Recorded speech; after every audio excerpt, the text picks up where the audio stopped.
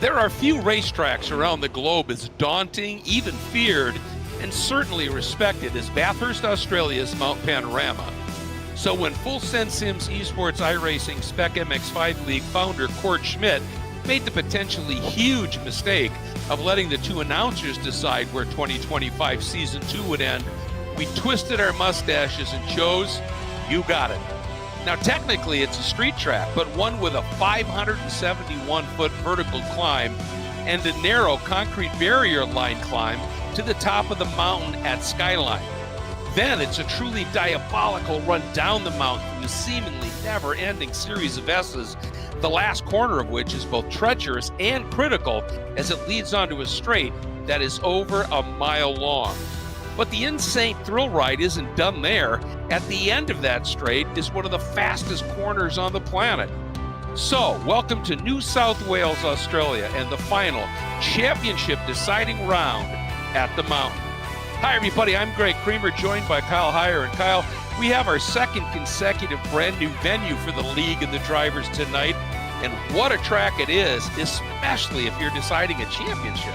Top 5 circuits in the world. This has got to be on your list. It's one of the most spectacular that you talked about. And, there's so many challenges here. But, with all those challenges comes, the extra pressure of a championship finale. You've got long straightaways here for these cars to draft on. But you've also got the middle sector climbing up and down this massive hillside. And when you do all that, it's between concrete walls. If you make a mistake there, Greg, not only is your race over and your night over, your championship hopes could be over as well. Here's a look at the circuit here, 6.2 kilometers around it. You kind of took us through a lap already, but we start things off and end the lap with two pretty straightforward 90-degree corners, but it's everything between Griffin's Bend and the Chase that we're going to be talking about tonight. Oh, absolutely. And the cutting right there, it's a really steep uphill that then you can see it dips a little bit. Then it makes one last little climb. And where that last little bit of blue is, that is a really tricky blind approach corner. It falls into it. And right there, McPhillamy Park. And then you climb up to Skyline. And then there you can see those. The trickiest corners out there, and if you get through it well, then you just unwind out of Forest Elbow down this mile-long straight and then into the chase. And that bend that's at the end of the straight that leads into the chase, that's the corner we're talking about that's so fast.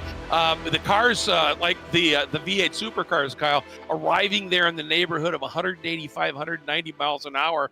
Mike Joy, a few years ago, when there was a U.S. broadcast of the Bathurst 1000, he sort of said it reminded him of the kink at Road America, and it's kind of been now, that name has kind of been adopted a little bit. And I got to tell you a really quick story about the first turn. It's called Hell Corner, and I was really curious about where did that name come up. Well, in the very early days, and this track has been around since the late 30s, in the very early days, right at the apex, there was a huge tree stump. And they used to hold motorcycle races here. And somebody said, you know, if you're riding your motorcycle and you come off and you hit that tree stump, you will have died a fool's folly, and you will live the rest of eternity in hell. And thus, Hell Corner. No pressure, right? Funny how these names come up. It sure is. And again, this is, kind of a little bit of Christmas early here for the iRacers tonight. We notice we have a slightly smaller field than normal, just 14 here so far. I would expect to see maybe a couple more trickle in right at the tail end of qualifying, because tonight is build night. iRacing's 2026 Season 1 build. That brings a handful of new changes. And you might note, if I were to jump back to this blimp cam and then switch over back to my B-roll, there's a lot more going on in the infield of this racetrack. They've given it an entire art overhaul here. So this racetrack, while the scan is the same, a lot of graphics adjustments and things that also comes with the FAA Cross Car. There's a couple other brand new cars, including the Porsche 911 992.2 and a handful of other little fixes and things and some track updates and so on and so forth. It just so happens that tonight we get Bathurst brand new, which is really cool to see. I love that. And I'll tell you, this shot right here, if you ever are planning to go see a race at Bathurst, there's a hotel right on the outside of the chase. It's called Ridges Bathurst. And every room right there, every room has an overlook of the chase. My wife and I were able to stay there once. We did a trip, a bucket list trip. And I said, one place we got to go is Bathurst. No race, we just went. But it did afford me the opportunity to drive this track, probably do 40 laps in sun, rain, dry, cold, every kind of weather condition you can think of here. And at 30 miles an hour around this track, some of the spots you were really going, holy cow. And just trying to imagine them in a race car at full chat, it just tightened the old stomach. Now, this is a long lap. We go back to Road America, right? And, you see lap times that are, 2:30 to 2:40. Same story here. 6.2 kilometers around here. This is a slow lap. You're not going to get that many bites at the apple here. So when it comes to race time, if you've got to run, you've got to go with it, because if you're good in one particular corner, you're not going to get to hit it over and over and over again. Camden Hibbett, so far, doesn't have Morgan Burkhardt to deal with here tonight, which is really the championship fight. Burkhardt was back 34 points. It would have been tough for him to make that difference up, but if he's not here, that basically will hand Camden Hibbett another championship, because Beans Forster is, he's technically, mathematically is possible, but Camden would have to earn no points, and Forster would have to win both races. Mathematically, I think it's possible if Beans were to win one and finish second in the other, but it would have to be basically zeros for Camden across the board otherwise. Yeah, absolutely. And, a little bit farther, behind Beans, only 27 points behind Beans is James Newell. And if he has a really good night and Beans doesn't, he could sneak into third spot. So there certainly are still some things to go for. Hayden Manis, only 20 points behind Carson Neal. And with this doubleheader tonight, there are 50 points on availability here. So there is some room to make up here, but the margins are a little bit big. So you've got to string together two really good races tonight and have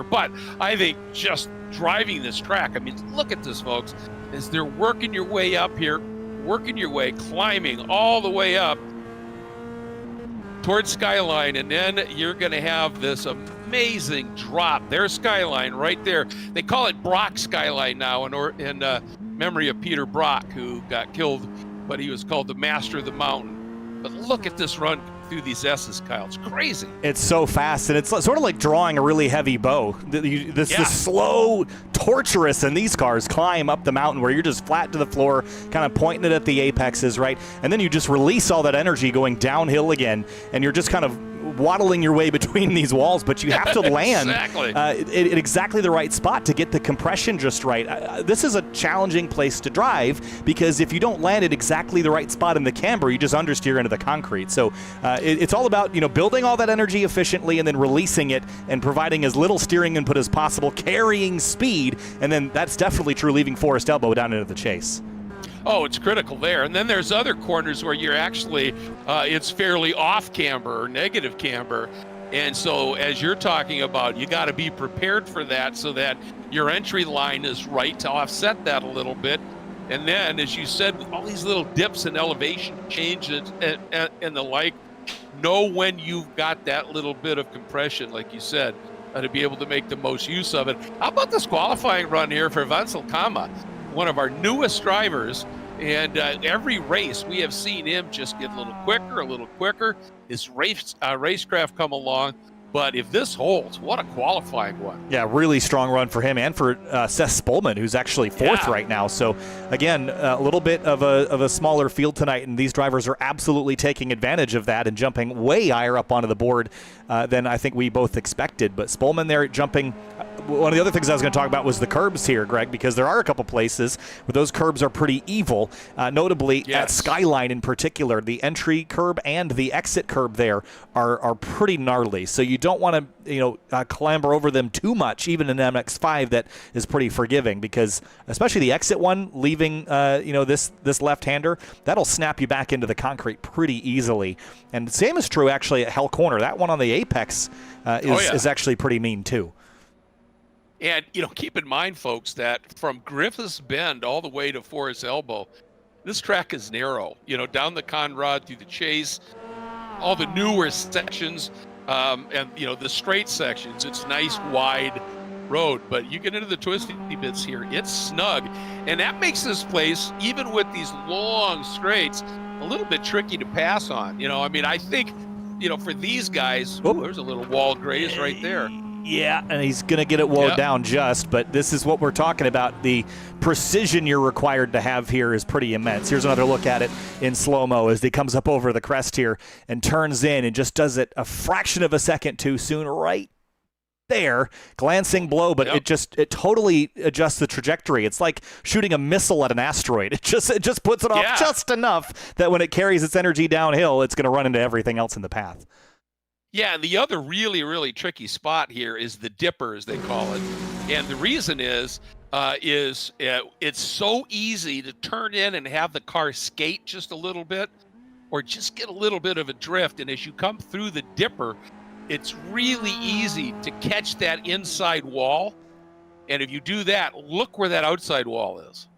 I mean, if you just brush that inside wall, you're head on into that outside wall. Which makes that corner really tricky as well. And again, you can see why it's called the dipper. Look right at the apex. See that huge dip?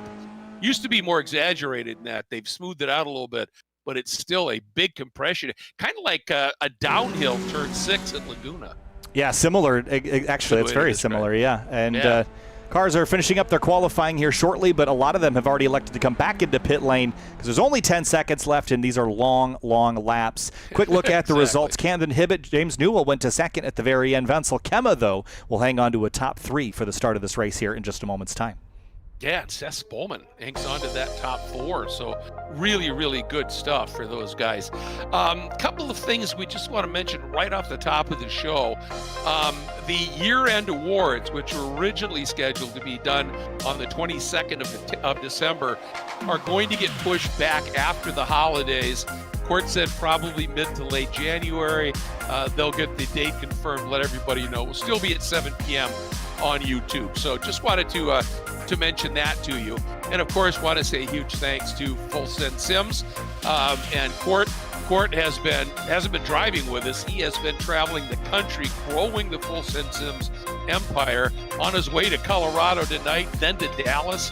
It's just going to be absolutely crazy. So a lot going on for Court, but Full Send Sims, huge thank you as always to Court and that great company and the vision to create this series here. Sabel has joined us, and they are just an absolutely remarkable company. Over 5 decades, they've been known for quality, innovation, vigorous research and development. The only company in the sector with an internal test lab to perform FIA qualified tests on its products. Pretty stellar there. FARA, the Formula and Automobile Racing Association, joined us earlier this year, and they are one of the most accessible road racing series for spectators. Incredibly low entry fees, also low entry fees for the competitors, a lot of diversity, and we need to say Court is going to be running in their season finale, the Race of Champions, in late December, and he's really got a good opportunity to win the championship in the GT4 category. Really exciting stuff. We'll probably have to hold off talking about the rest of the partners until the middle, because short pace lap, which is nice here. Otherwise, it'd take us 10 minutes to get around here, Greg. But it's time to kick off the season finale event. 2 races, 20 minutes each at Mount Panorama, Bathurst. This is going to be fun. Brand new re-art-styled racetrack here, Greg. Camden Hibbett is in command of the field. James Newell alongside him, and they're going to leave the final turn and turn him loose. Yep, Murphy's Corner heading toward the green flag to start the final 2 races of this season. We are green. Hibbett with Newell alongside. Hibbett gets the nose ahead here, and that's really crucial, getting down to Hell Corner, have that inside line. Now Newell, if he does it right, he can roll some speed. He did. He actually pinched Camden to the inside. Camden moved way over, sensing maybe an attack from Venselkam in third. But now we're on a drag race up the hill, but looks like Camden, with Venselkam helping, has moved into a solo lead here.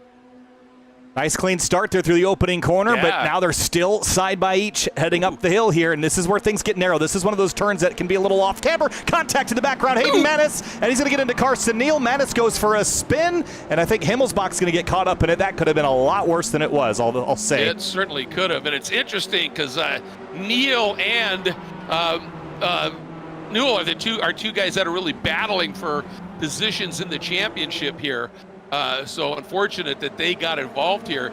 But Hibbett leading away from Venselkam, and now Newell up into third. I'll tell you, Dylan Lee came alive here at the start and has rocketed his way up into fourth in front of Spolman.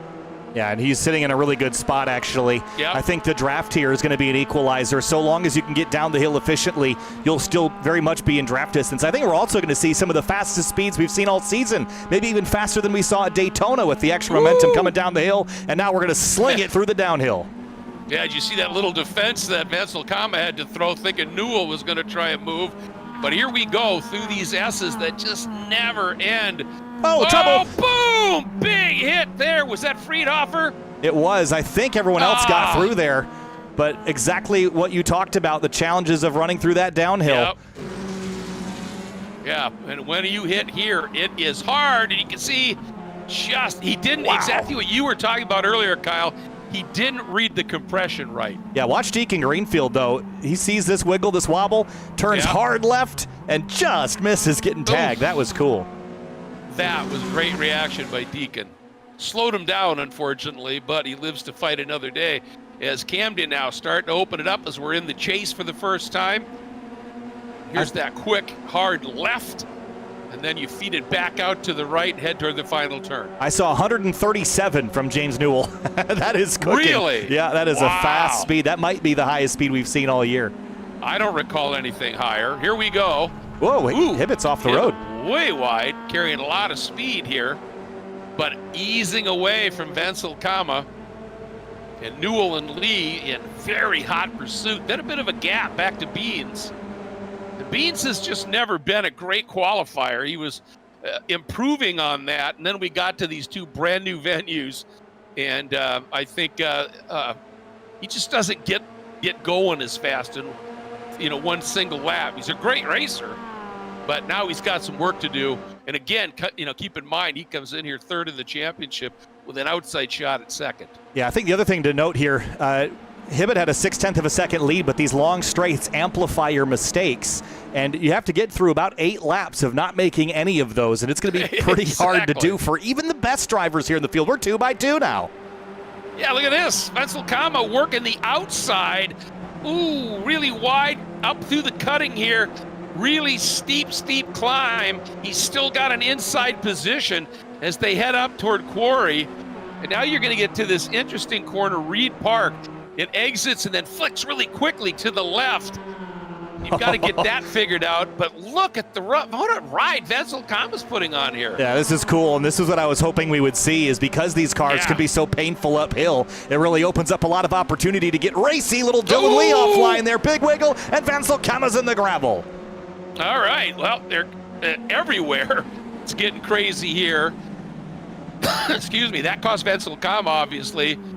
Lee didn't seem to lose quite as much, but that brought Beans, Spolman, and the rest of the gang here right onto the 6 of those guys up front, so it just sort of compressed this whole field.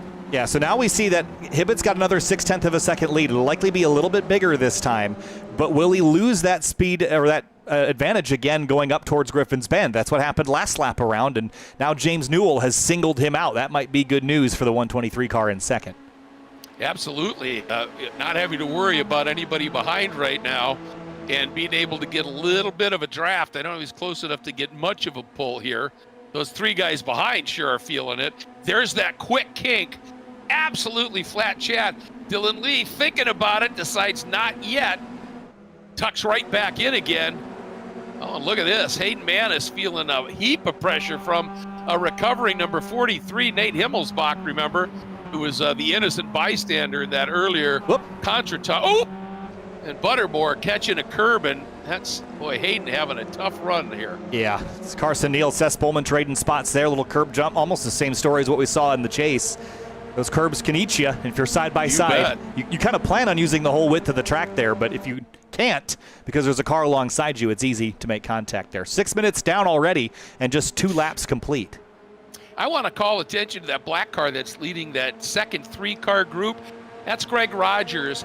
He just graduated from the Spec Miata Monday night program, which is sort of a see how good you are, and got promoted and having a really solid run in his debut here, hanging on in front of guys like Carson Neal, Spolman, Greenfield, doing a really nice job. So welcome to the big show, as it were, in Full Send Sims League language here, to the SMX Series live here on YouTube. Doing a nice job. Yeah, doing a great job. You can hear the revs struggling up through the cutting there. This car does not want to go uphill too much, but again, it's like winding up a compound bow. You have to put a lot of energy into it to utilize it on the downhill run. And Hibbett, Newell, Wenzel Kama, about a half a second separated, but the draft is going to slowly bring them back together like an accordion here. Yeah, it absolutely does. Here's this blind approach into McPhillamy. You turn in blind and it drops down. Gosh. And that's what can happen. Oh, gosh, that was. And then you get the run up to Skyline. But yeah, that's just nerve-wracking. That was a huge curb strike there for Hibbett on corner exit, which in a lower GT car might really put you in. And everyone's, again, waddling down the hill, kind of tank slapping side to side. Not a lot of downforce on these cars, which is a benefit sometimes because you don't unstick the arrow, but sometimes it's nice to keep the car pointed straight on that downhill run. Well, the one thing, too, is when you get into that downhill run of S's, is if you get sideways going into one and it gets you offline, it's almost like the S's say at COTA, where it's really difficult to get back on top of the nose of the car and get it back in line. And sometimes you just have to lift and lift. But I think that happened to Carson Neal up there. He got a little squirrely, and it took him a few corners to get that settled up. Good battle here. Beans and Dylan Lee getting after it here. Beans had it briefly, but couldn't hang on to it. Yeah, again, that chase crossover, it's really easy to have to compromise your exit there. And not a lot of exit room either. Some of these exits are a little bit more constraining than you would like. And a little bit of a battle down here into turn, or the tail end of the lap here. Sawyer Richards and actually, oh, that is Sawyer Richards. He's running a very similar livery. Maybe now teammates with Carson Neal. Oh, there you go. Yeah. Yep. Whoop. Little skedaddle across the road there for Neal. Forster now noses ahead again of Lee. It's going to be interesting to see what happens when we get to Griffin's Bend. Corner named, by the way, after the original mayor of Bathurst. Oh. When the track was built, shouldn't say the original, but the mayor at the time, Lee, missed that apex fairly significantly. Yeah, it feels almost like the carousel at the Nordschleife when you kind of fall out of the camber there. That really, it's only the inside lane that's got a good groove to sit in. And all the while, Camden Hibbett's not getting away. James Newell has run him down, and it's this uphill section that Hibbett seems a little bit weaker. Up and over their eyes here. There's a lot of parks on the outside. That's where you get some of these names like Sulman Park and McPhillamy Park. And it's camping areas that are so popular. And here's that, such a tricky drop. I'll bet you they know how to up to Skyline. I bet you they know how to party up there. Oh, I bet you they do. Absolutely. Sebring parties, but with spiders. Yeah, big ones that can kill you. Yeah. And really large beers. It sounds like a good time. It's Australia, mate. Yeah. That's why they get inebriated enough that they don't see the spiders and they're not afraid of them. Oh, hey, that's what it is. Little contact with the wall there for Hibbett. Slowed him up a little. I think Newell did too. I thought I saw a spark from him as well. Take a look back. This is coming down through Forest Elbow here. Yeah, just a little. Yeah, both of them pushing the limits. Yeah, this is going to be a nice big draft here for Newell. He's close enough now to Hibbett that this is going to be one of those big runs to the inside through that little kink and to the lead for at least a moment. Yep, and it's an outbreaking duel there. And it's really tough. One, Hibbett was a little too far behind, but two, you're off to the inside there. You've got to slow down more, get the car to pivot on the nose more. Probably better for him just to tuck in. He could have lost a lot more distance. And I was going to point out, you see how far back these start line markers are of the starting blocks, if you will? That's just because of the size of the field for the Bathurst 12-hour. Yeah, big starting line there for sure. A big grid, I should say. Starting line right at the exit of the corner. And that means that you don't really get that draft run to the finish like you would at Daytona. It comes prior to that in the chase.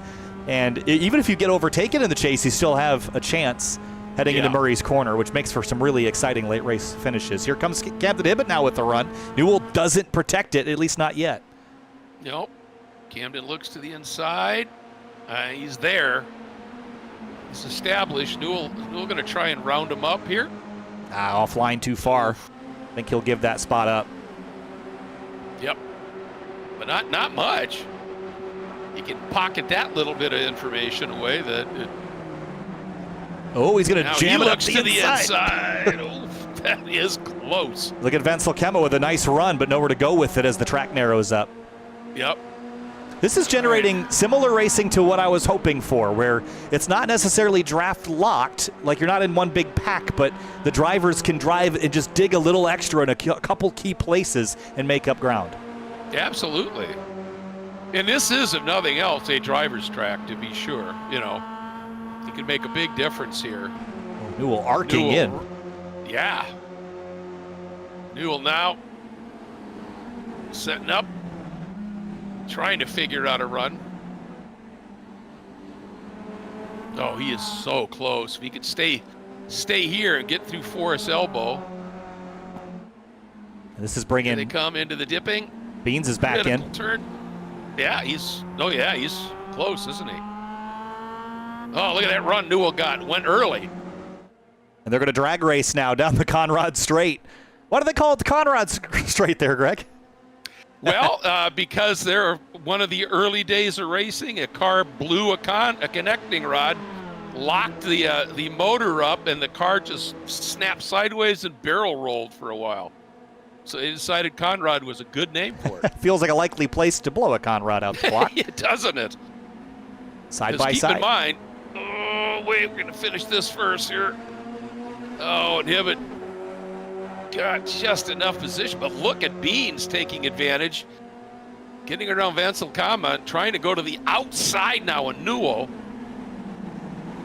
trying to pin him to the inside. Newell really ate that inside curb, and that cost him momentum-wise. Boy, I'll tell you, Beans, I think Hibbett made a little mistake there. He was protecting from an attack that never came and shallowed his exit of the corner and allowed Beans to get a really stellar run. So Beans, quick mover, up from 4th to 2nd here. Right, grinning. Right before that shot, he was stone cold looking. I think he's just focused. Yeah. And now that he's up to 2nd, he's realizing how successful that last half lap was from 4th to 2nd in just 2.5 corners. So he's in a really good position now to at least try to strip a win from Camden Hibbett here in this last round of the season.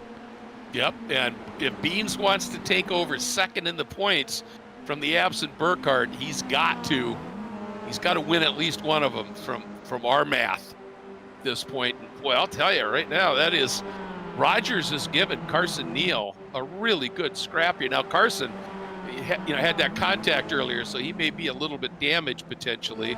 But Seth Spolman hanging right in there too. Yeah, he had a nice qualifying effort and still running top 10. And yeah, he did.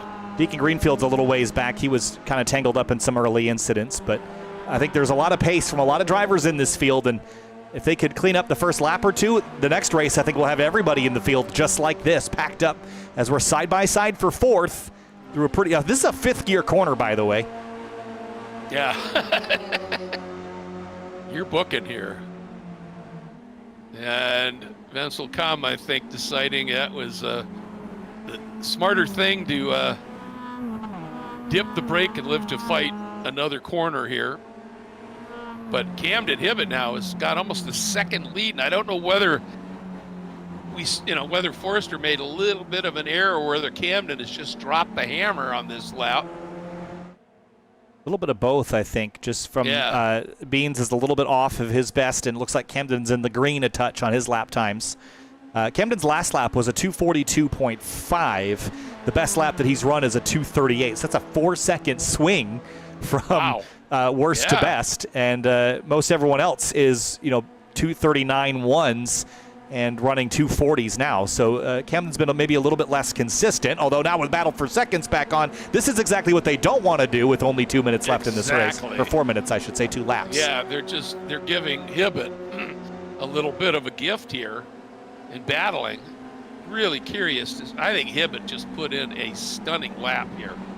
We'll see what it was as these guys continue their great battle. They're having a great scrap here. Yeah, Camden just uncorked a 2:39.4.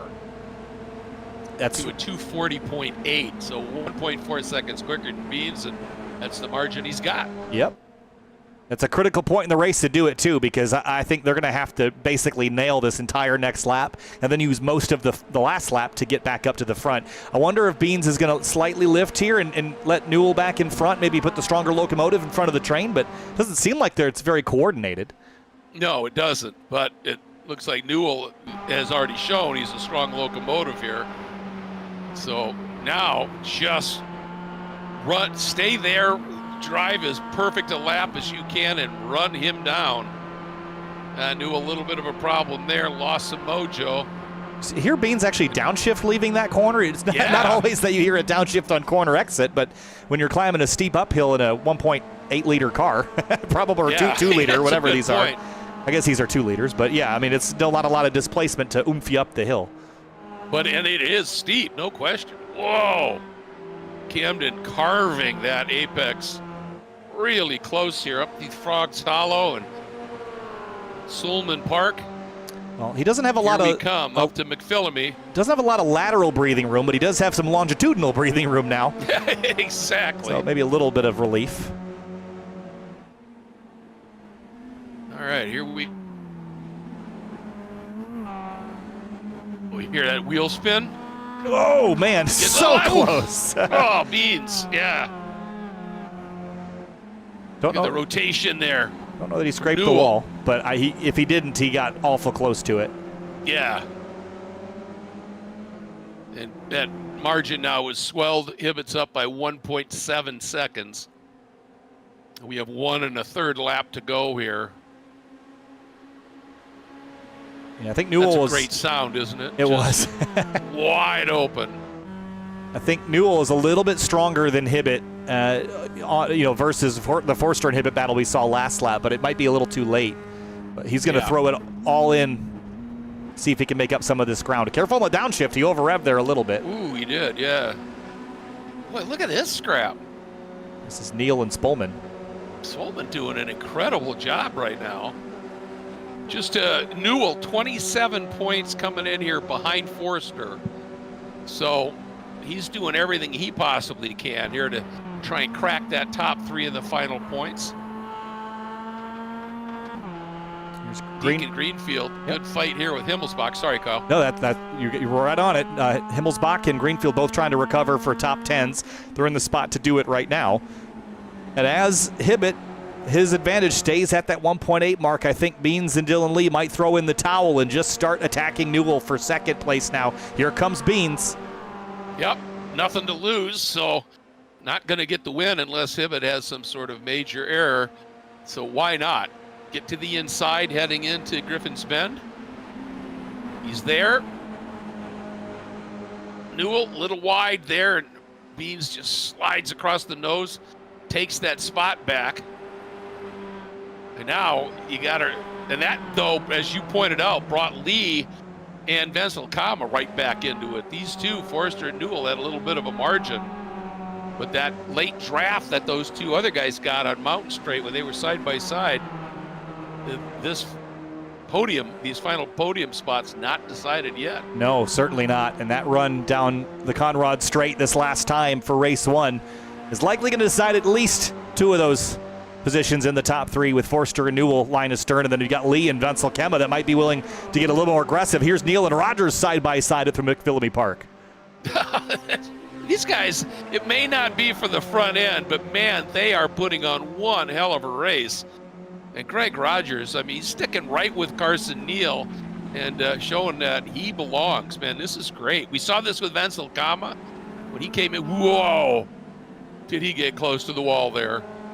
But we saw this with Wenzel Kama when he first showed up about a third of the way through the season, and Rogers showing that Spec Miata Monday Night Development Series really fulfills that role beautifully. But here we go. This will be for second, but it's not over yet. Forster has a slight advantage, and Newell might have to get busy in his rear view rather than out the windshield. Yeah, Beans got out of the elbow really, really well here, and it's critical now. Dylan Lee pops to the inside. Really surprised, I think, as it happened late. Whoa. Now he's swinging up around the outside, 3 wide, into the exit of the chase. Lee is off. Forster's trying to stay there. He gets crossed up. Here goes, obviously, James Newell, but Wenzel Kama might yet make the podium here. I think he'll have a podium spot. It's just a matter of it'll be second or third. Side by side through the last corner. He's going to keep his foot in it. Drag race to the line. Here comes Beans back, and it's 3 wide for second place. And it's Newell, Wenzel Kema, Forster, 25 thousandths between second and third. Unbelievable. Boy, what a brazen move that worked for Newell, huh? Through the exit of the kink into that tight left in the chase and made it work. That was unbelievable. Well, we'll watch that again here in the break here, but quick look at the race results before they disappear and the start of race 2 kicks off. Camden Hibbett, James Newell, William Wenzel Kema steals the third, then Forster, Lee, Neal, Rogers, Spolman, Himmelsbach, and Deacon Greenfield wrapping up the top 10, and there's a quick look at 11 through 14 rather. But man, that was fun. And again, that run to the chase, that's exactly how I saw things playing out in my head, and I'm glad that we got at least the battle for second to show us that. Absolutely, and I'll tell you what, that here the benefit of the slightly smaller field is going to play into Hayden Manis's hands, because he'll only be coming from 14th if he races, as opposed to say 28th to 35th. The other guy who I think we need to watch in this one now is Deacon Greenfield, because we've seen it before where the first race he's kind of in there. Second race he just marches toward the front. So it's going to be fun to see how that plays out here. But for Camden Hibbett, I mean, he was the champion-elect the minute Burkhardt didn't show. But James Newell with Wenzel Kama stealing that third, That's given Newell a really good opportunity to maybe leapfrog Forster for a top 3 in the points. Wow. That'll be fun to watch. We're just waiting for, I think Jim Friedhofer still tailing off his run here. Once the session takes over, we'll have another look at that last sector for the drivers up in the top 3 there. That was really cool to watch. We'll have a short break. Boy. And we'll talk more about the partners and people that make it all happen. And then, of course, we'll show you some more about FSS before we come back for race 2 and finish off the season with Camden Hibbett in command. And I think he's locked up mathematically his championship hopes, but second place still very much on. Yeah, absolutely. Or third place, I should say. Yeah, it's going to be, fun here. There's no question about that. And the second race, like I said, all these drivers, if they haven't spent a lot of time on this track, now have a really good feel for how it races, and we can see a whole new dynamic. But look at this here, this run. I mean, look at Dylan Lee here. Just, okay, I'm just going to go super deep. And he would have made that turn if not for Newell getting into Beans and Beans getting into Lee. That was impressive. Yeah, just going a little bit deeper, leaning on that ABS. And he was in a great position there. Now, I don't know, if they hadn't made contact, that's still a tough line to hang on to, but they would have been still side by side on this run. And then Vanselkama trying the outside run here.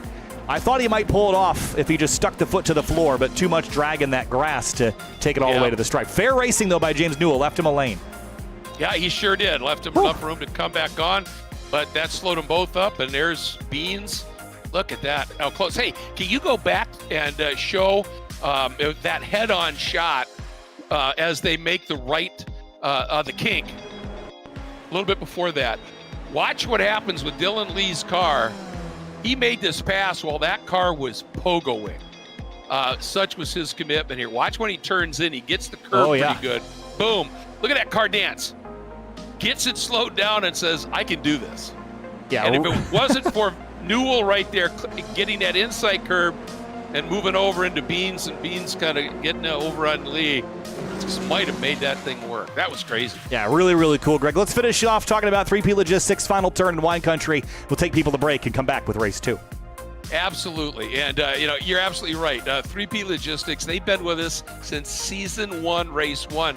Frank Rodriguez, one of the best prep shops you can, if you're going to start racing or you want to make a step in your racing, think about going to 3P Logistics and letting them take care of that trackside support. And also Final Turn Motorsports with Rob Greenwood. They often work in concert, work together. Another top-tier prep shop, also a Miata tranny builder, and a driver development from licensing to pro-level racing.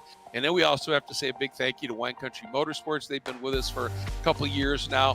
And of course, they are your one-stop shop for sim racing gear, for racing, real world, helmets, suits, gloves, shoes, seats, etc.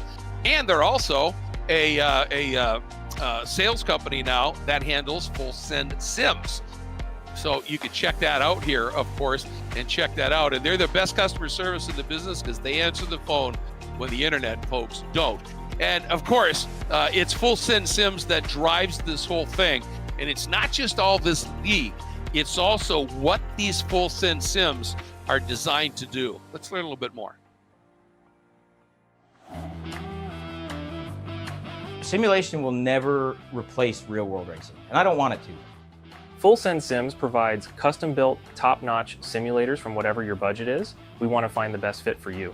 We build rigs for pro drivers where we go and measure their cars, every measurement one-to-one down to the millimeter. You can drive these sims and certify basically to race a car in the real world. Matter of fact, this weekend we have 2 guys that work with FSS that have strictly been sim racing for the last 5 years. Absolutely did not think a year ago I'd be driving a race car this weekend. However, getting into the simulator, I think it really helped me get on the track and stay competitive. I've been a sim racing instructor for about 2 years now. The benefit of working with me as a race coach, I'll get you to be a better driver, a lot faster, with a lot less mistakes than you could doing it on your own. We take the sim building and the sim training as serious as possible. It's not a video game, it's a training tool. Full Send Sims will offer fully custom-built rigs and delivered and installed into your own home, and constant online service. What we offer is world-class, top-notch racing, built by a community of racers who enjoy passionate, clean racing.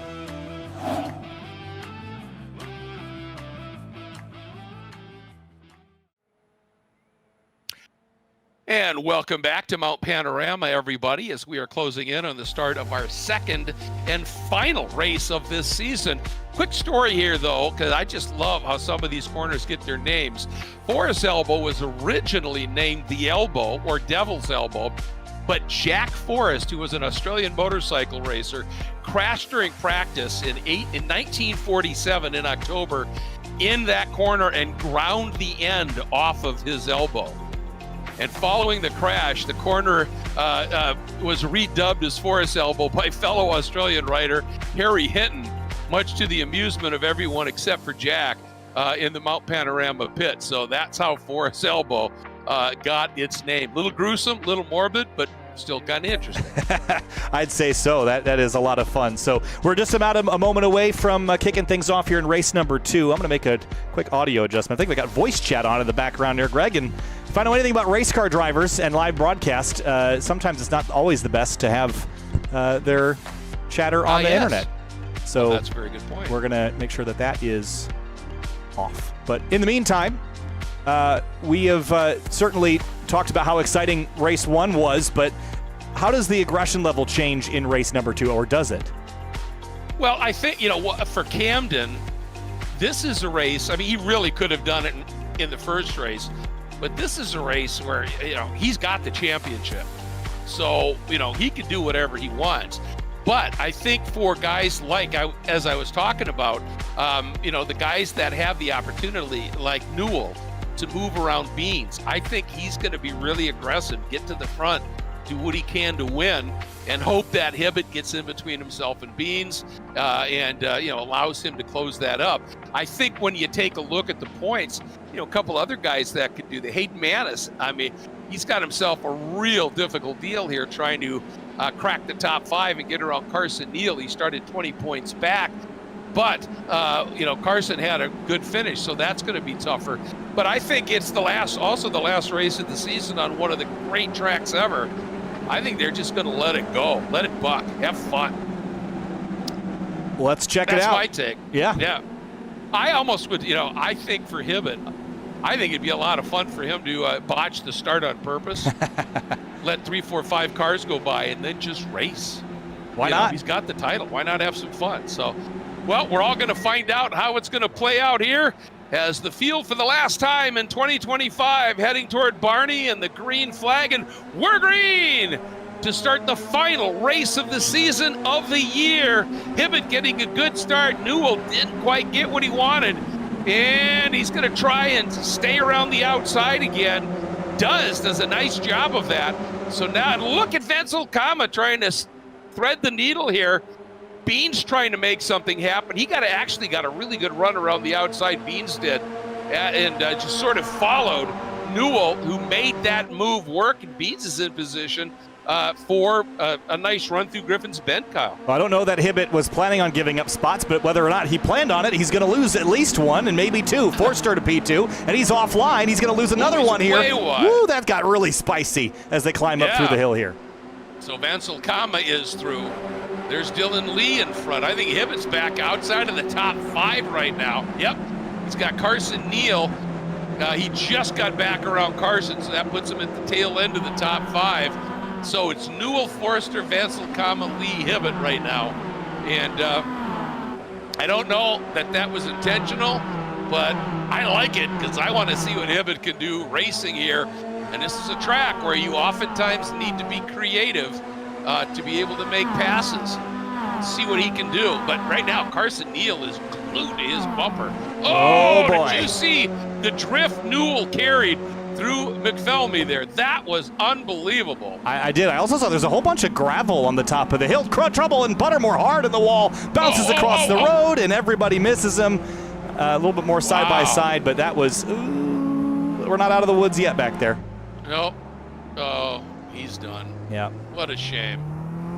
We'll go back and look at that one in a moment, but I noted at the top of the hill here, coming through Skyland, didn't quite see it, just out of camera shot, but there's a whole bunch of gravel. I'm not sure if that was from the tail end of race 1 and it didn't get swept, because that is an option in your iRacing, is to leave all the track debris, or if that was just randomly generated, but they didn't go through there on the pace lap. Here's the battle for the lead now, Forster and Newell.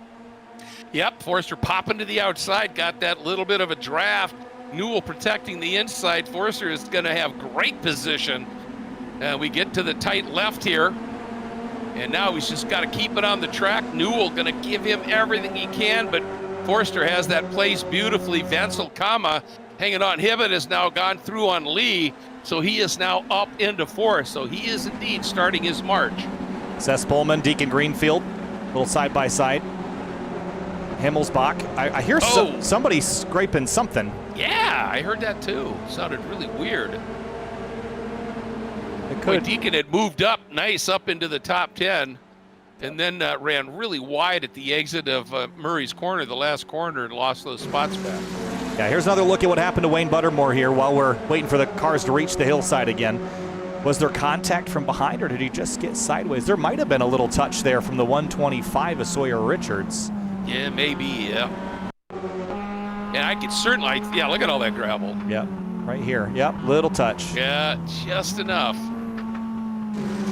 And we're back live because we're side by side for the lead on the uphill again. Oh, look at this. These guys, what a duel they are producing here.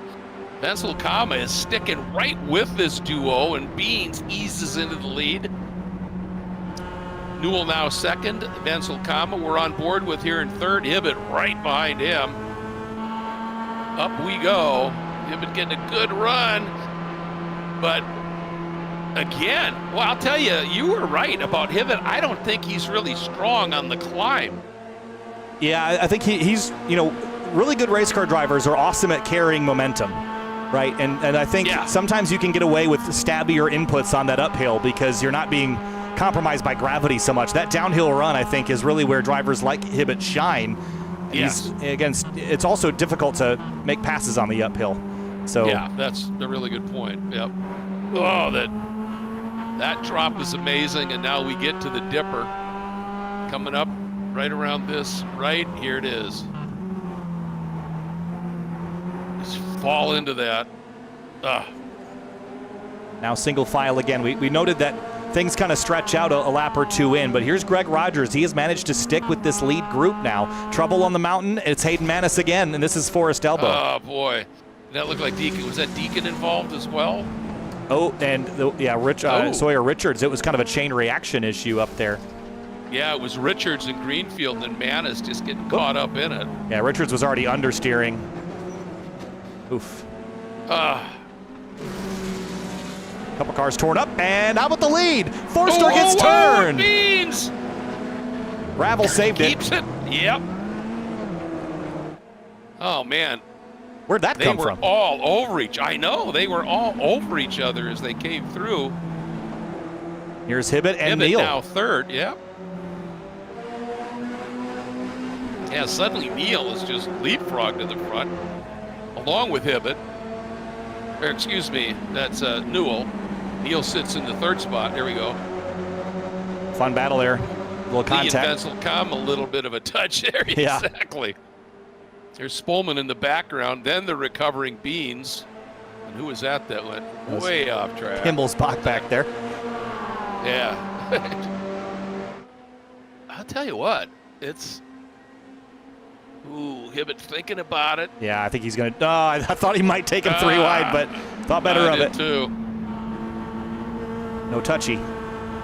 Woo. So snug through here. Gonna try and follow Neal through.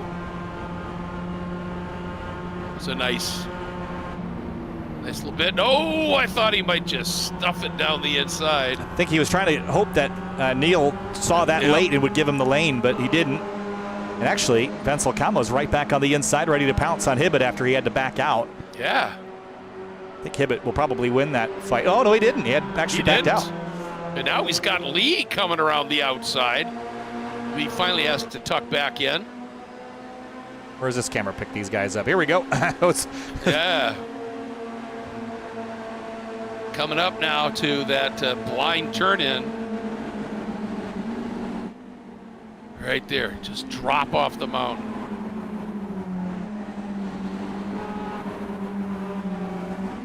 Yeah, I love this snake down through here, and you can see, you know, little different lines, and it's all a matter of how a driver likes to drive. Might want to turn in a little earlier, others might want a little bit of a later turn in, try and pin the nose a bit. It's just fun to watch the different dynamics. Look at Rogers coming up on Dylan Lee. Yeah, and again, he's going to ride this wave of momentum, I think. They're already going as fast as the leaders in behind just because they're kind of working together like this. Can't see a lot bump drafting like that, though. Well, just so you know, folks, Rogers just turned on that last lap, the second fastest lap of any of this group. So he is absolutely flying right now. Camden Hibbett trying to work over Wenzel Kama. And there's gravel back here, too. There's just gravel everywhere on this racetrack. Gravel everywhere. That was probably from Beans coming on track, right? Yep, I think you'd be right. Oh, underneath the grilled pickles car. Yep. Ooh, watch the touch. Whoa. Nice respect there. That's a Kama not just going to give it away. Then Lee right behind him with Rogers. Lee now pops, thinking about an inside move on Wenzel Kama. And that was nice the way, did you see how Hibbett squared that corner a little bit? Oh, that's what happened. Yeah, so this is going back that last lap. Yeah. And again, Dylan Lee, big moves here, but the contact, again, I think Beans was just a little slower than maybe he expected. Yep. And then Beans off in the gravel, and here's what we're going to see as he comes back on the course. Watch behind him here. There's all that gravel, so. It's like driving through a construction zone. Yeah, exactly. But the coned off area that you're not supposed to drive. That you're not supposed to be in, yeah. Boy, that's the second time that Beans in that same spot of the track got tapped. First time he saved it. Couldn't do it this time. How about this? Carson Neal up front. And, he has not yet registered a win this season.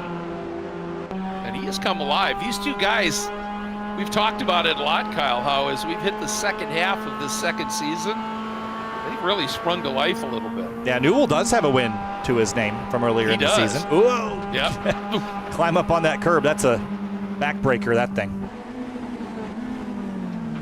You got the right side of the car loaded up, so it's just so much more abrupt when you slam into that thing. You know, that's a pretty good Oh, trouble behind him. Wenzel Kama's around and gets clobbered, I think.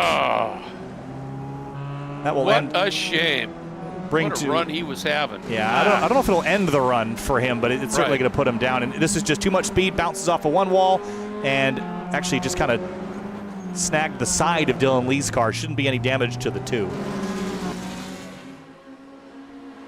And he's back with Beans and Seth Spolman, who's up to 6th. Great to see that, too. One of our journeyman drivers, if you will, Seth. Just every race, every season. Love having him. Meanwhile, Carson's opening it up just a smidge over Newell. Hibbett has worked his way back into 3rd, but he's a fair chunk of change right now behind that duo up front, and he's got Lee chomping all over the bit on his bumper, and Rogers not far back either. Yeah, so what Camden can't get looped into here is a battle with Dylan Lee. If Dylan's going to challenge him on this, I think it'd almost be wiser to let Dylan go than to fight this, because he's 1.1 back, slightly out of the draft range. We're past the halfway point. Next time by will be 3 to go. Yep. So, you know, you're at kind of the point where you can't afford to mess around anymore. You just got to kind of focus on closing that gap back up. And so you're saying if Lee looks a little quicker, let him go and be that bridge. Yeah, I mean, I think Camden's quick. Yeah. It's just a matter of if Lee uses the draft and gets alongside you, any corners that you spend fighting it and contesting it is going to cost you time. So I see. Yeah, absolutely. Yeah, okay. I think Camden can run him down as well, but they just can't fight. Yeah, yeah. Although it seems like you were talking about that they get to these uphills. Yep. And this is where Camden seems to really struggle a little bit.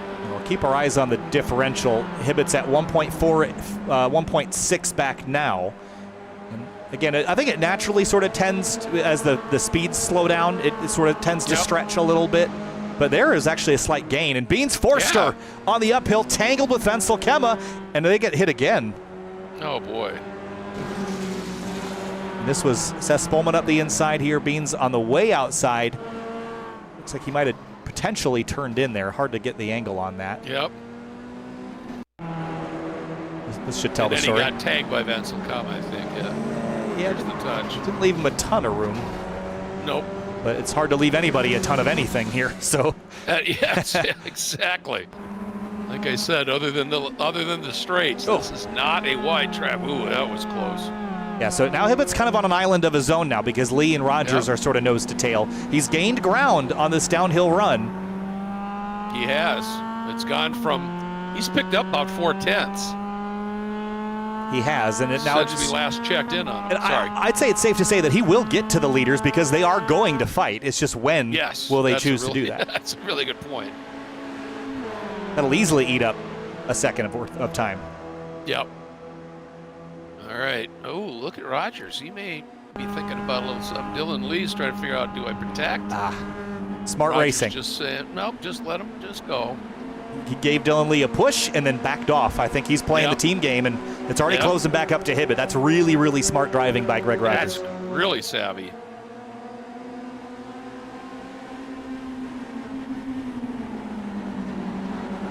And if Lee can get close enough to Hibbett to give him a little tap, gets them all a little bit closer here. Camden had made up a pretty good chunk of ground that time. Half a second on the leader and 4/10 almost on Newell. That was another great corner. Gained a whole other 10th just in Hill's corner. Yeah, that was beautiful.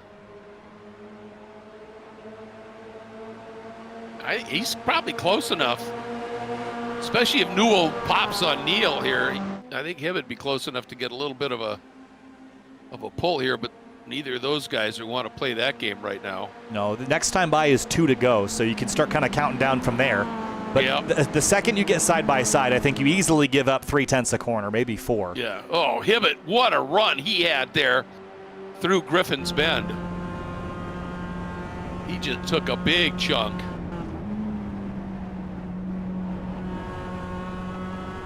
Using the gravity assist there at the cutting, and that was another big gain. He's only half a second back now, so in my mind, he's effectively back. And now Neal and Newell, they've been playing this nice, tidy game so far. I don't know that they're going to win in the racecraft game, though, against a guy like Camden Hibbett. I don't think you're going to outsmart him necessarily, and not when he's had a couple laps to monitor everything from behind. Now watch this turn in into McPhelmy. Blind turn in. Whoa. Oh! Turn in a little early, that's what happens. And then you just fall down the mountain here. But yeah, Hibbett's there. They're all there. This is a top 5. I haven't said this in a long time, but the top 5 are almost covered by the proverbial blanket. Yeah, I mean, especially with that draft worth 2 or 3/10 on the Conrad straight. It's 1 through 3, and then 4, 5 are right in the caboose there, but not far off, especially once they start to sling haymakers at each other here, which will happen in the next 2 laps. Exactly. I was impressed with Hibbett on that uphill climb that time. He's clearly figured it out. You know, through the cutting and up through Frog Hollow and Reed's Park here. All right. Here we go. Line astern. Whoa, maybe not. I think Camden was maybe hoping that James Newell will drive in deep on defense, but he didn't do that. He's still going to get a nice run leaving the chase, though, and swing back to the left here for Murray's corner. Yep, and then says, nope, I don't have quite the run I wanted. Oh, Newell missing that apex. I'll take that, though. Camden's grinning, going, thank you. Can confirm. Yeah. Exactly. But we've seen Newell run this outside line, but he needed to be a little tighter on the exit to really well, it worked. He got enough done that he was able to pinch Hibbett, and now we've got Lee and Rogers right square in this battle. Yeah, it didn't take much, did it? 1 contested corner, and that's all it takes. Maybe 2 if you count Murray's. Yeah. But here comes Dylan. He's not going to wait either, and this is really going to throw a wrench in Camden's mix here because you can really only pick him off 1 at a time. Yeah, exactly. little touch there on the right front. It's going to send him wide, and that'll give up that spot pretty handily. Yep. And now Greg Rogers trying to sneak by him, but Camden is going to throw some defense.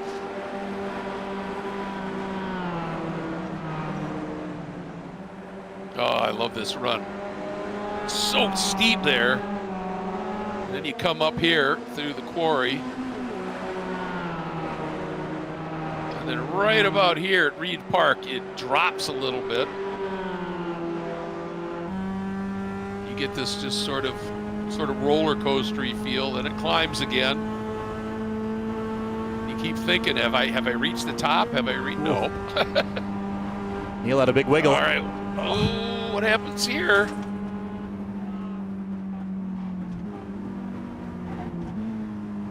Ooh, tires chirping through there. Yeah, it's like slowing a freight train down. You know, it's like you just have to carefully bleed off your momentum. And especially when you're in a line of cars, all that slack kind of runs into you from behind. A little messy downshift there for Newell, and he missed the apex because of it. That's going to cost him a ton. And this is ripe opportunity for Lee and Hibbett to just blow right by him at the end of the straight with big momentum. Boy, great catch on that downshift miss. But he still got through the S's and through Forrest Elbow better than Lee, Hibbett, and Rogers. So he's got a little bit of ground to play with. We're coming to the white flag, aren't we? We are. A minute 43 left on the clock. Wow. 1 lap to go in this race, 1 lap to go in the season. Everything clean and tidy-ish through there. Lee running a little wide there. No harm. All right, Hibbett getting tired of it. No, took a swing. Just trying to bite and get Lee to turn in a little early. And Lee may have done just that because Hibbett's got some mojo here. White flag is out. 1 lap to go here at Bathurst in this final round of the season, final race of our season, and our final race before the holidays. We know Hibbett's got the biggest present of all, but who gets another good one here? I thought he might try to go by him, but he's choosing to push. Too. Yeah. They're going to count on those front runners going side by side somewhere. So Hibbett still has designs on the win. If he didn't, he would have made the move there, I think. I agree with you there. And they're going to close this gap on the uphill, so it's going to be one of those Conrad straight battles to the end. We knew it was coming. Yep. But who and how many was really the question as to who's going to end up in this now. But look at that shot. Oh, beautiful.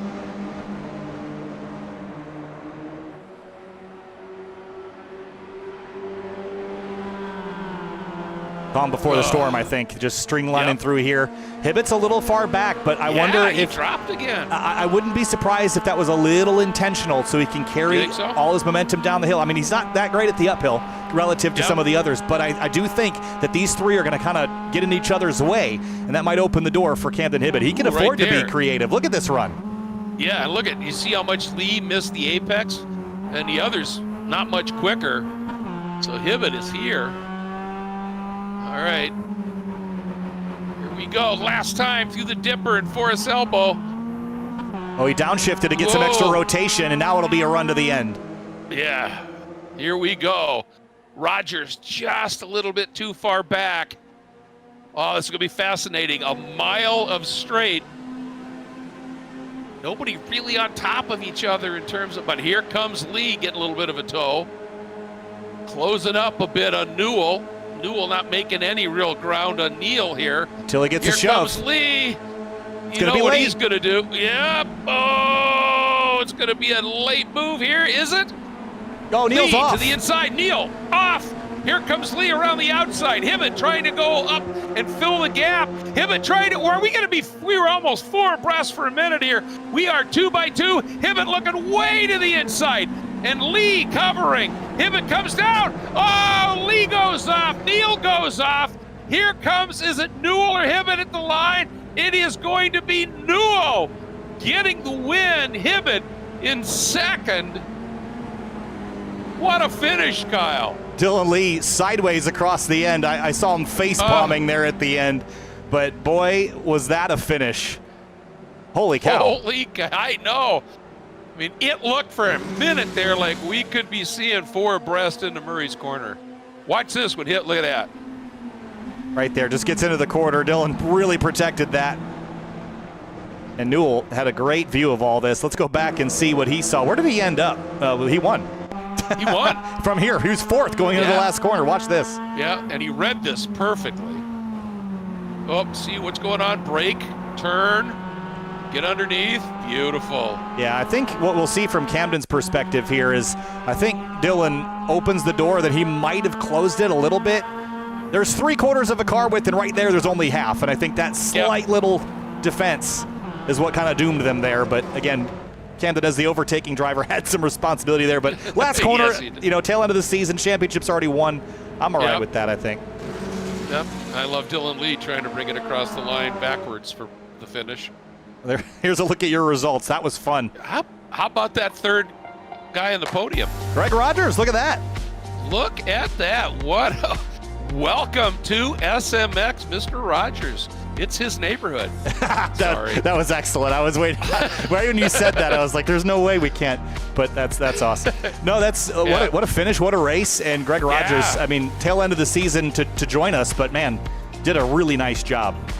Yeah, he did. When you think about where Vesel Kama finished in that first race, 2 of our newest drivers really showing some stuff.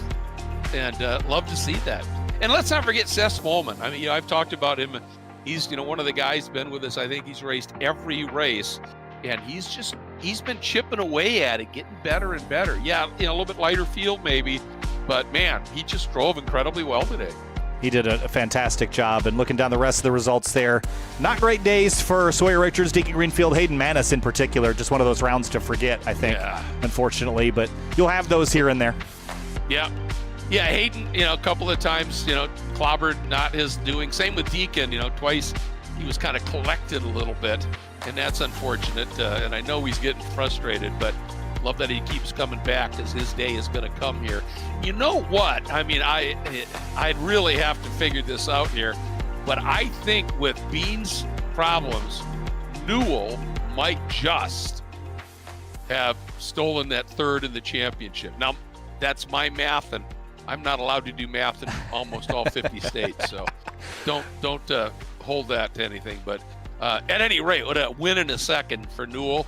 Incredible finish to the season for him. Well, race 2 didn't go so well for William Vesel Kema, but race 1 did. Podium in race 1 and P10 in race number 2. William, I know the season didn't quite finish on the note you were hoping, but a podium in race 1, and it was pretty exciting with 24 thousandths between you and second place. Yeah, thank you. It was a lot of fun. Again, the mountain is unforgiving, and I found that out the hard way in the second race. But first one, stuck up there with the leaders. I think Camden was kind of trying to hold us up a little bit, keep us battling, and it seems like it worked. But yeah, everyone's trying to make a move in the last race of the season, so took advantage of that a little bit and got another podium. Yeah, it was absolutely great. And, I got to say, William, I've been watching you since you joined about a third of the way through, and just watching every race, how much not just your speed, but your racecraft is, with these guys at this level with SMX. And what a run you put in this weekend, man. Congratulations. Incredible way to end the season on the podium. Just fantastic. Thanks for playing with us in SMX. Yeah, absolutely. It's a great group of guys to race. It's been super clean all season. And yeah, I'll have to look at the points. I was pretty close behind Dylan for 10th place. So we'll have to see how it shook out. But yeah, thanks again for all you guys do. It's a lot of fun. No, we love doing it. Yeah, I just looked. You are absolutely right. That could be really close for cracking the top 10 after starting a third of the way through the season. Great season, William. Thank you so much. Can't wait for next year. Yep, I'll see you guys then. All right. Thank you. All right, let's chat with another podium finisher. Didn't finish on the podium tonight. We'll bring him in. Dylan Lee was about to be on the podium there at the tail end of race number 2. Dylan, that didn't quite end the way that you were hoping. Take us through your ending of race 2. Well, honestly, I was just waiting in the interview room for Beans so I can apologize to him after hitting him twice. My VR headset is broken, so I'm kind of pulling a Morgan Burkhart on a single monitor. So that first 3 wide out of that long stretch, it just got really tight and then nowhere to go. And then that second one, the closing rate, you don't have the depth perception when you're on a monitor versus VR. So he came back to me a lot faster than I was expecting him to, and he spun off my nose. So I do want to apologize to Beans. That's not how I want to race. I try to race as clean as possible, but this has to be one of the best races as far as just action all year for me. Well, no doubt. And I got to ask you, at the end of that first race, when you came through the kink at the end of the Conrad, you got that curb a little bit, the car was squirming, and you still decided, I can out-deep everybody and make this move work. And had it not been for a couple of bumps on the other guys that ended up just tapping you, you darn well might have. How did you think that was going to pan out? Because it was impressive. Well, I appreciate that. That was not more of a not such of a I can outbreak them. It's I think I can outbreak them. So it's more along the lines of I've kind of had a rough season. I desperately wanted a podium, and I seen a chance. I had to take it. I was just there at the right time, and then it just turned into the wrong time. So, best of a bad situation, I guess.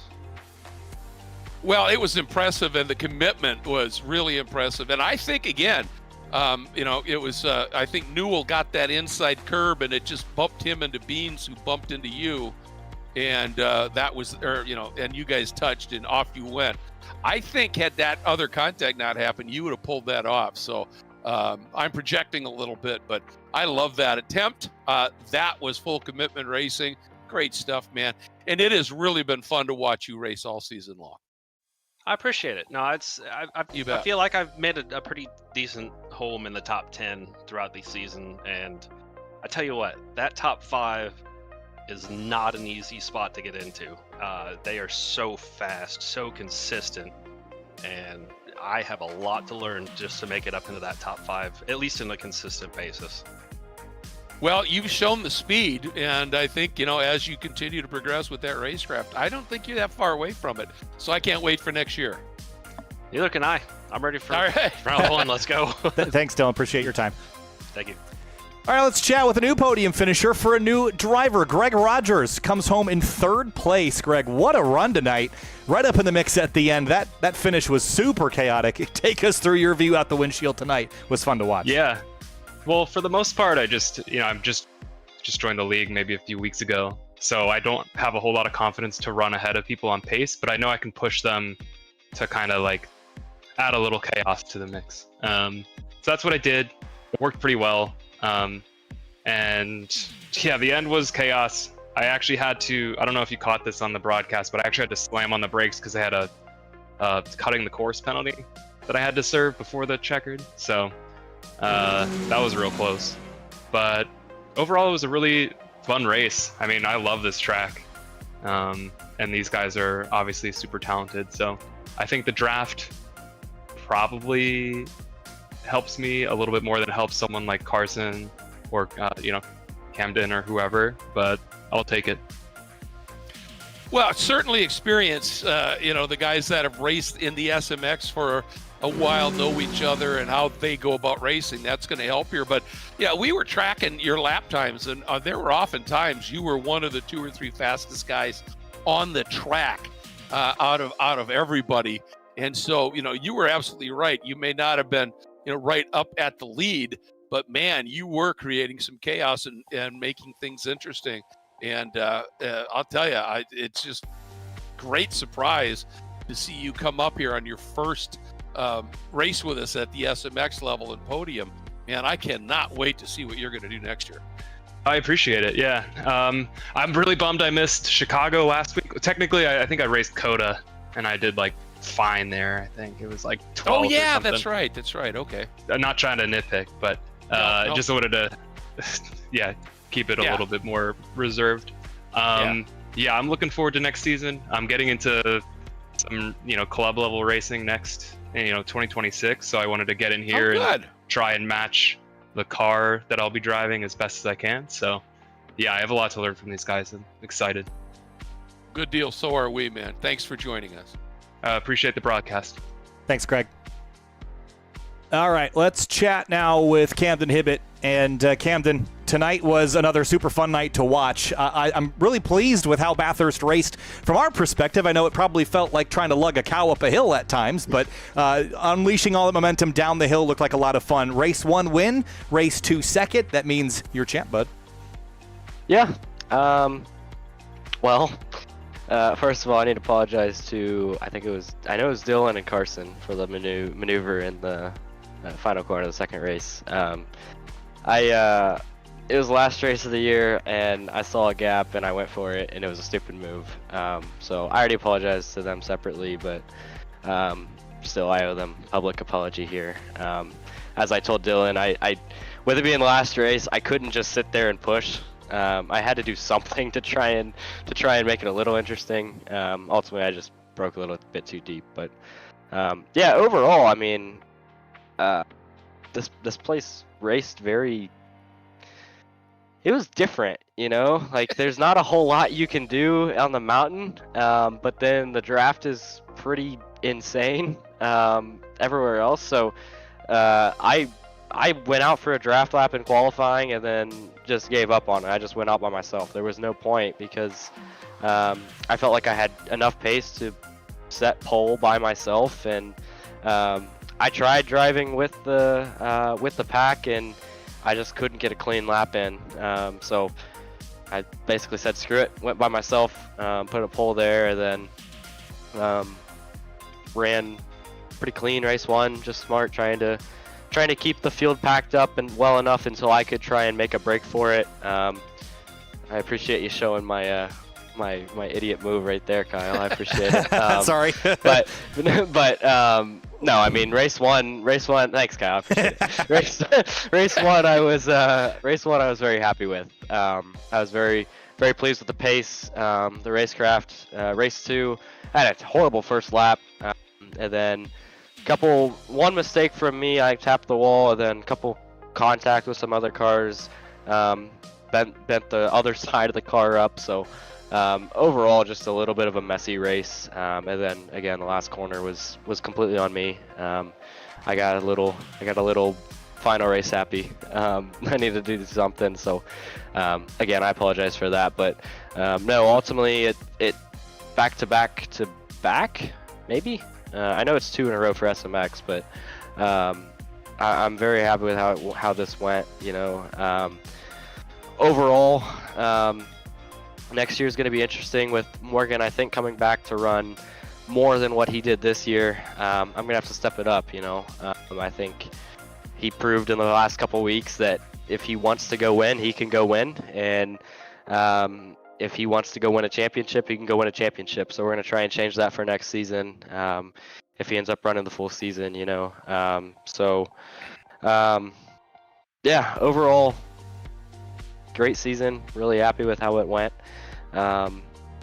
Already looking forward to season 1 2026. Yeah, and I'll tell you what, I just was looking back through the points. By my reckoning, you're our first 4-time champ. Is that true? I don't know. So that's I just went back and looked at the points. Very, very cool. So congratulations on that. That is very cool. Yeah. Go ahead. I was going to say, at this level of racing against this level of competitors, that's pretty stunning, man. Yeah, it means a lot, you got people in here like Morgan, for one. Morgan has been best friend, mentor for me really since I met him in this series. So to be able to learn from him, being able to bounce ideas off of him for the real life stuff. You got drivers like Nick Rasputo, Beans Forrester, Oliver Piatek, Thomas Belleman when they jump in. I mean, these guys are top level drivers, so to be able to go 4 now, it means a lot, and ultimately to be the first one to do it 4 times for under the Full Send Sims banner.